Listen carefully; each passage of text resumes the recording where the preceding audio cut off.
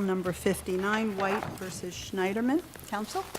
Yes, good afternoon, Your Honor. May I reserve 2 minutes for rebuttal? You may, sir. For over 100 years, there's been no taxation on the Seneca Nation.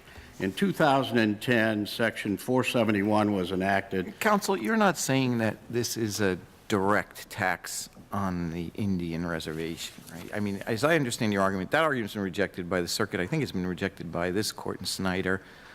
So your argument is that the collection of the tax on the non-Indian sales, let's call them, somehow violates the specific language of the treaty and Article 6 of the Indian law. It specifically violates Article 6 because Article 6 prevents the mere assessment of a tax. It doesn't require payment by Indians. I cited the New York Indians case, which was the United States Supreme Court. That was this case reviewed by them. In that case, the tax was a possible future tax on a white man named Fellows who would have a future interest, and the court said that at that time violated the treaty. As I understand New York Indians and also the Treaty of 1842 and the laws that ultimately became Section 6, it was all over an assessment on the property that was the reservation property in order to make improvements, bridges, roads on the reservations, which they contemplated under the 1838 treaty were going to be transferred to Fellows and Ogden and Fellows. And all of that language and all of that litigation is aimed at that taxing of the land. Not true. It wasn't taxing of the land as to the Indians, because the specific provision of the statute was that the Indians would not be disturbed in their enjoyment. But all of that was in the context of an original treaty that was going to give 4 of these reservations, or transfer ultimately in 5 years, 4 reservations from the possession of the Seneca to Ogden and Fellows. And in contemplation of that transfer, the state started to do all of these things, which then they got called for, which led to the 1842 treaty, which gives 2 of the reservations back, or keeps them with the Seneca Indians, and leads to an objection by the Commissioner of Indian Affairs, but it's all over that assessment being done. But it's a mere assessment, which is exactly what Section 6 prohibits, because it wasn't a tax on the Indians. But it's a tax assessment in the sense of my property's assessed. It's a tax assessment in terms of they give the value of my property and then they give me a tax bill for it. But it wasn't an ad valorem tax at all. It was a tax for repairs of bridges, building of bridges. Right. It wasn't value of property at all. It was a future possible tax on a non-Indian if the Senecas sold their land to that white person. And so it is simply an assessment. That's all it was back then. And acting only on treaties, the United States Supreme Court said that couldn't happen. Since that time, in 1909, Section 6 was enacted. If we apply the construction rules that say all doubts are to be resolved in favor of the Indians, how can we say... 1909, that statute wasn't enacted. That statute was enacted in 1857, applied to the Seneca Nation over this dispute. And later in 1992, actually, the language that's exactly in the 1909 statute comes into play, and they just extend it to all reservations. So it almost seems to me those provisions in our law are kind of an accident over what happened with these reservations. But the real governing law for who gets taxed on what is federal, constitutional or treaty or federal statutes. And this regime has been upheld under all of those tests. All right. First of all, this court in the Cayuga Indians case through Judge Graffio said that all the federal cases that they cited, including Milham versus Itea and so on, had no impact on the Indians, did not in any way consider their interests. So the federal cases are totally irrelevant to Section 6. Section 6 is an enactment specifically by the state, and that enactment specifically says no taxes for any purpose whatever on Indian reservation land. So if tax law 471 is inconsistent with Indian law section 6. I don't think it is. So you don't think it is? I don't. But if it is inconsistent, can it not be deemed as a repeal of Indian Law Section 6 to the extent that it's inconsistent? Two things. First, it's not inconsistent, and this is the reason why. 471, the very first line says, this can't be, it says, except that no tax shall be imposed on cigarettes sold under such circumstances that this state is without the power to impose that tax, which is Section 6. The next part of that, though, is this. This court said in Ball that a sub silentio repeal is absolutely a forbidden thing. It's not a matter of presumption here that because there is another statute that the first one was repealed if there's no mention of it. And we can harmonize these statutes because 471 has an exception. Excuse me, so if instead the legislature had drafted it to read notwithstanding Section 6? That's right, Could you because impose- it has... Could you then impose this tax? No, If it there's- just said that? No. Why There's- not? There's an exception in 471 that says where the law doesn't allow them to apply the tax. But if it then had the words notwithstanding Section 6, isn't that the legislature It doesn't- indicating that indeed it intends 471 It to doesn't mention supersede? Section 6 at all. I understand that. Yeah. My question is, if they had drafted it to say notwithstanding Section 6, or despite or regardless of the provisions, the language contained in Section 6. All right, but it in no way repeals Section 6, doesn't mention Section 6. If But do we you go back... concede that they could? They could have, of They course. could. Oh, absolutely. They could have and should have if they meant to repeal it. As a matter of fact, there's So a if they presumption... repeal, if the legislature repeals Section 6 expressly, could they then impose this tax? Or is there some That- other barrier to this tax? Well, that is a good question. I would say that there are other barriers, and they're listed in the New York Indians case, because that case said no assessment, and that's all there was an assessment, and it was on a non-Indian. And they said in that case, no assessment, and they did it based on the treaties, and they said it was on treaties. Then Section 6 was passed. And if I might say this, supposedly, any Indian statutes that's passed is supposed to be in some way interpreted to the benefit, with all benefits of the doubt, going to the Indians. How do you... Let me ask you this. You, I think, concede that, that the state can have non-Indian retailers on the reservation required to collect the tax from non-Indian purchasers. Yes, happens correct? all the time. Okay, so how does that square with your argument that, or maybe it does, that the government, that the state can't impose any tax within the borders of the reservation? Yeah, except as the law has been established, and already there is, for example, on the Salamanca Reservation, 90% of those places are leased out, and a majority of them are non-natives, and they all pay taxes. Once No, I'm they not lease asking it about out, who pays the taxes, because... the because- individuals, not the Indians. Right. Under Right. no circumstances are the Indians, whether they're the sellers or the purchasers, paying any taxes, Right. correct? And in Mo, in fact, the court said there really is no tax imposed here at all. It's Well, and that's exactly the situation in New York Indians. There was no tax imposed there either. What I'm saying is the law has been But I'm established. sorry, but doesn't the retailer pay up front to have the whatever that stamp is put on?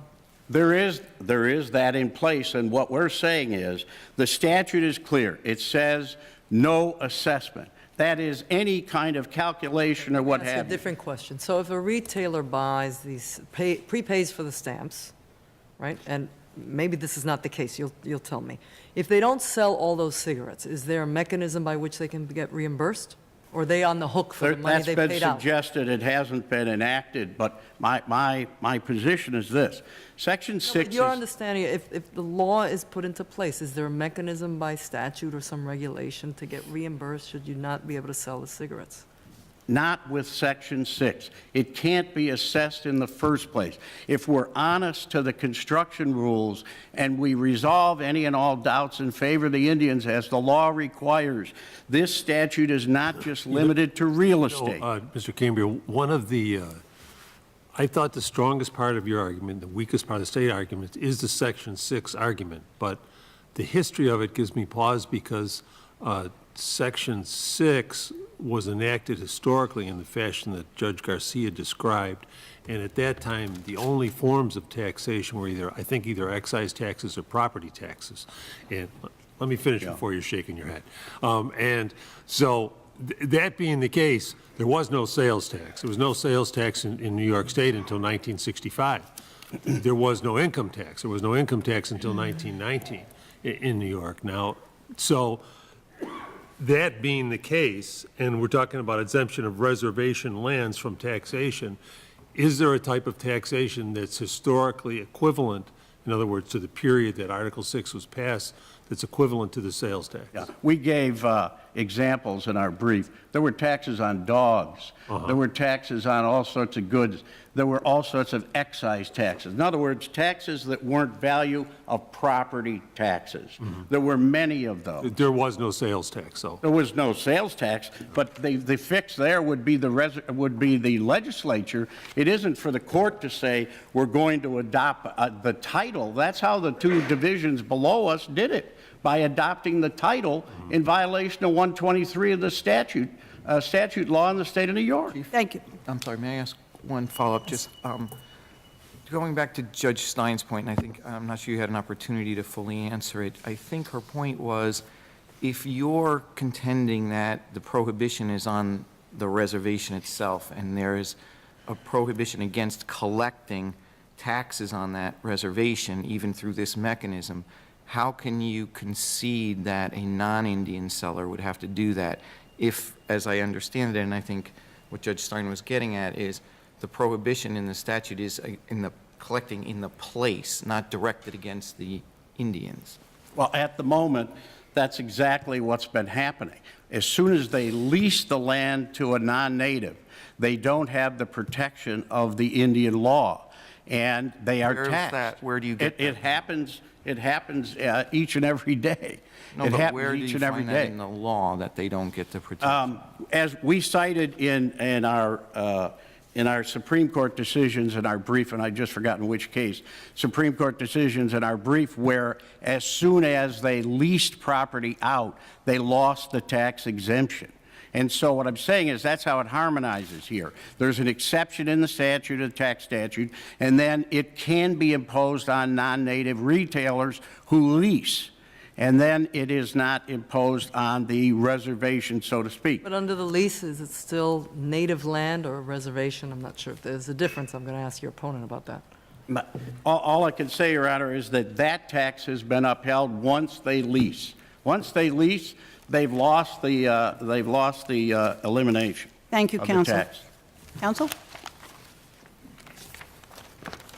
Good afternoon, Your Honors. May it afternoon. please the court. Counsel, what's the current status of your enforcement efforts, the state's enforcement efforts? The state is enforcing Section 471 and Section 471E. And as my understanding No is that- forbearance policy Oh, in the forbear- place? There's- I'm sorry.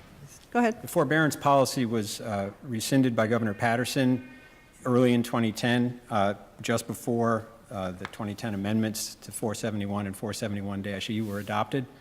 When those amendments were adopted, the state moved successfully to vacate the day wholesale injunction. And the Seneca Nation and 4 other of the New York nations sued in federal court in the northern and western districts.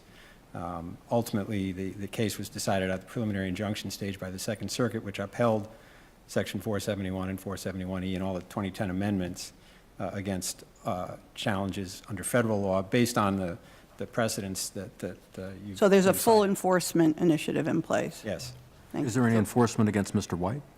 Yes, there's pending in the Division of Tax Appeals cigarette seizure penalty case. The ALJ ruled against Mr. White, and that case is he's appealed to the Tax Appeals Tribunal. And where were the cigarettes seized?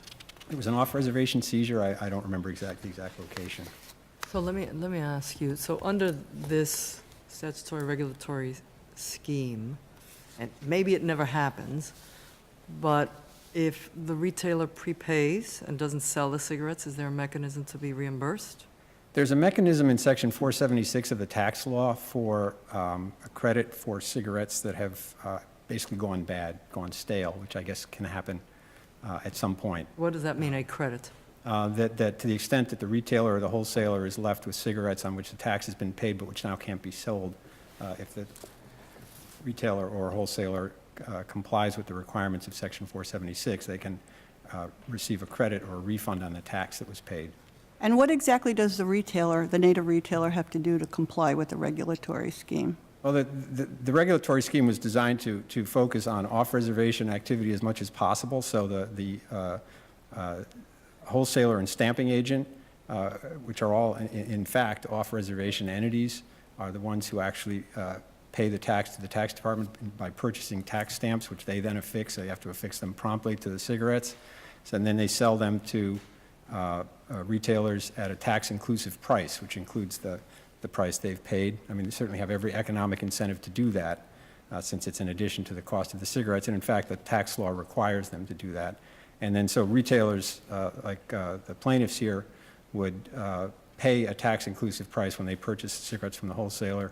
And again, they have an economic incentive and are required Is there any to under the tax law. paperwork and filing requirements or anything of that nature? The state imposes various registration and filing requirements on retailers who are licensed by it, but I don't believe there are any state licensed retailers on the reservation. At least when I asked the tax department that recently, they weren't aware of any.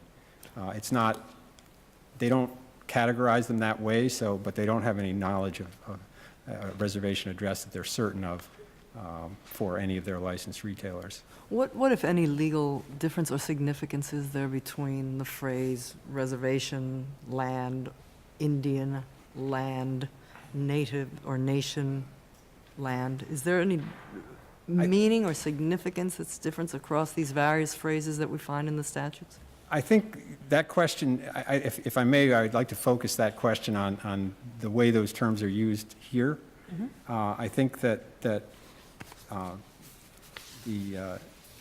tax exemption had its genesis in the 1842 treaty, the Article 9, and that tax exemption by its terms was to protect such of the lands of the Seneca Indians as shall remain in their possession from all taxes and assessments until they relinquish possession. I mean, the language of that is focused very much on real property. Counsel, I don't to interrupt you, but just on that timeline, there was some discussion with your adversary here about what were the taxes the state was trying to impose in the interim between the 1838 treaty and the 1842, and I think there were a number of years where they allowed counties to assess certain taxes for improvements. What types of taxes were those? Well, I believe that Your Honor is correctly stated. I mean, they were taxes on the real estate to pay for the improvements that the state was coming onto the reservations to What make. else could they have been taxing? It's not clear. I think the council referred to taxes on dogs, mills, and But salt. in 1840 and 1841 on the reservations, I don't think they were taxing dogs, right, in those assessments. So what were they assessing then? Because that's the big controversy. Right. I mean, they were assessing the land on the reservation. That's all there was to assess, I think is correct. I think. As I said to your opponent, it seems to me the weakest part of your argument is the actual plain language of Section 6, not the title of Section 6, but the actual plain language itself. Would you agree with that? No, Your Honor. Why not? I don't. I think that section. I guess I'd ask you to point to me where in Section 6 it supports your position. Well, again, you discarded the title, but the title is relevant. I mean, not if it conflicts, but here it doesn't. It's relevant. And I'd also, again, step back for a moment and point to the history of the evolution of this provision, which is directly traceable to the 1842 provision, which doesn't use the word reservation at all, it just says lands. But And- they're arguing that if there's any ambiguity in this, and you're talking about look at the title, look at the history and all that, that ambiguity has to be resolved in favor of the natives. So what is your response Well, to my that? response to that is, it doesn't really matter what Section 6 says ultimately, because in fact, Section 471 is now the current statement of the legislature's intent with respect to collecting taxes on plaintiff sales to their non-Indian customers of cigarettes. So if there is any ambiguity in Section 6, or even if the court thinks that the plaintiff has the better of Section 6's interpretation, which we certainly do not agree with, it doesn't matter. Section 471 makes crystal clear what the current legislative intent with respect to this issue is. The tax imposed by this section is imposed on all cigarettes sold on an Indian reservation to non-members of the Indian nation or tribe and to non-Indians. I mean, the legislature Okay, made... can you now go back to my prior question, because I really didn't get an answer? Is there some legal difference or significance between the use of the word reservation and land? Not in this case, Your Honor. Okay. They are... Is there somewhere where it makes a difference? There can be in federal law. I think reservation is one of the prongs of the federal law definition of Indian country, which is set forth in 18 U.S.C. 1151. Is the point of that the nation can own land that's not part of a reservation, even though it might be Indian land? Is that the point of that? I'm still not understanding. I think it's true that the nation can own land that's not part of a reservation.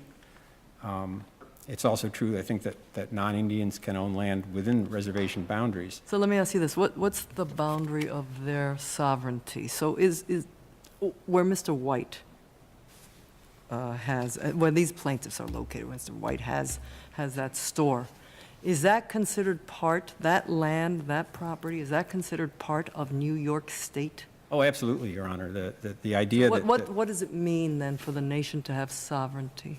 Well, the Supreme Court has said that whatever federal law principle, whether it's relying on sovereignty, the right of the tribe to govern itself, or preemption, the states have the power to do what New York has done here. There is no federal Indian law. So sovereignty is about governance, is that what you mean? Yes. As opposed to seeing a sovereign nation as in not part of the United States? Is that what you're saying? They're certainly, they're part of the United States, they're part of the state of New York. The Supreme Court has held that Indian... And what's that relationship? What's that part? Well, they're included within the state for purposes of, that the state can exercise certain governmental authority over, for example, non-Indians engaging in transactions on the reservation with Indians. So to the extent that the Seneca reservations are located in New York, the Allegheny and Cattaraugus reservations, the state can exercise its sovereign authority to require reservation retailers to collect sales and excise taxes on their cigarette sales to non-tribe members. So they're part of New York to that extent, and to potentially other extents as well. There is no per se bar on the exercise of state authority on an Indian reservation. If Mr. White never pays these taxes, is there some criminal prosecution that New York State can indeed commence against him? Well, I thought you said there was some tax. Your Honor, the tax is Procedure actually now. paid before the cigarettes. Has he prepaid them? Well, he doesn't, I mean, the actual outlay is made by the stamping agent. The wholesaler? Usually a wholesaler, yes. The Then person who he puts has to the pay stamps for them, on. right? Pardon? Doesn't he then, he's the retailer, doesn't he then buy it from the wholesaler? That's correct. And doesn't he then at that point pay He pays that the tax? wholesaler a Because he's got to price pay the which whole includes... price. Yes, he pays. So he's paying for it, He's paying it, yes. right? He's paying... So I'm sorry, so then what's the tax collection? I missed that. In Well, response to Judge Wilson, what was that tax proceeding you were talking about? that was a seizure of unstamped cigarettes that were being delivered.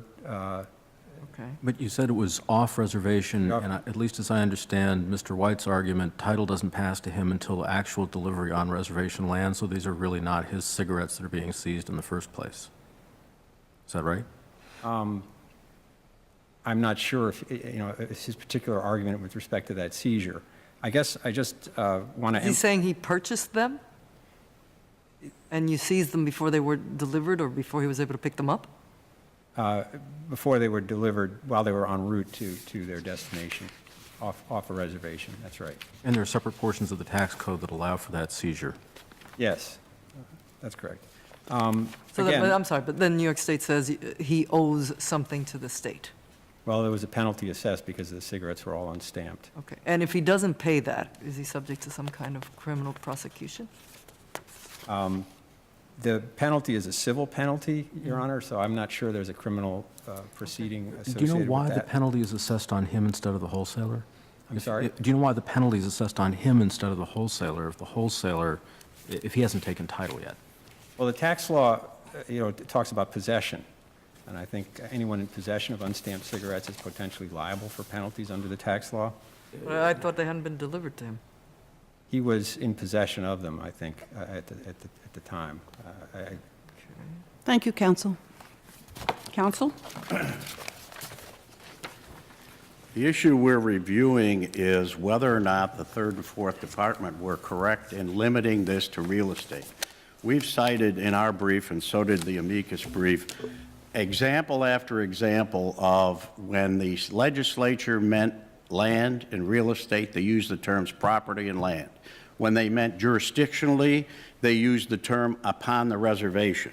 We cited Section 18, Section 46, Section 114, all of which referred to on the reservation and dealt with activity. But the tax here is not being levied on the reservation, right? It's being levied on... I'm sorry? The tax here is not being levied on the reservation. It's not being paid on the reservation. Being It's assessed. It's being paid and assessed on the wholesaler. The statute says assessed, which means calculated, paid, whatever kind of action you can think of would be assessment.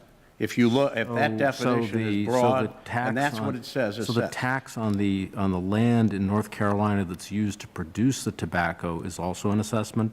No, what happens on the reservation is if it's any kind of calculation or payment or what have you, collection, it's assessment. Well, And that's it comes within the plain language of this statute, and that's the point here, the plain language of the statute. The question is, can you do what the Third and Fourth Department did and limit this just to real estate? When if at best it's ambiguous, and you would have to say that it's in favor of the Indians, but it's not ambiguous. We've demonstrated statute after statute which says on reservation is jurisdictional. Mr. Cambria, they say two things. Number one, Article 6 is title, and any ambiguity was cleared up by 471. No, because you can't even refer to the title under Section 123 of our statutory construction law if the language is clear. Let And me the ask you language this. is I'm clear. sorry, It says counsel. no tax. And what about 471 clearing up any ambiguity? 471, in this court, in the Semino case, the court said that if the statute's not referred to in a subsequent statute, there's a presumption that it's not repealed. And there's no sub silentio appeal here. If we're going to be honest with the Native Americans, we have a statute that clearly says what it says, and they should be given the benefit of it and not play games with titles and other things that our laws don't let us do. One last question, if I may. I'm still having some difficulty here. If the statute is ambiguous, let's say the statute's ambiguous, and ordinarily in interpreting, just assume for present purposes it's ambiguous. Ordinarily, for our purposes, we would then look at legislative history. You're saying we should just resolve the ambiguity in favor of the Indians under this rule of construction. What if we have a statute, and this is hypothetical, an ambiguous statute where the legislative history is crystal clear as to what the legislature intended? But if we read it in favor of an ambiguity in favor of the Indians, we would come out the other way. What trumps? We'd have another case, not this one. Understood. What's the This answer to my case is hypothetical? clear that the statute isn't ambiguous, no tax for any purpose whatever. How could that be ambiguous? No tax for any purpose whatever, and the So second part, on the What would be the answer reservation. to my question, though? What would be the answer to my question? The answer would be that the federal law with regard to interpreting statutes for the benefit of Indians prevails. and it says all ambiguities in their favor, and it also says that the statute should be looked at as the Indians would have looked at it. And believe me, they would not say, oh yeah, this was just real estate tax. It would be, no, this is what it says in the statute, no tax for any purpose, whatever. Thank you, That's Counsel. what it says. Thank Thank you.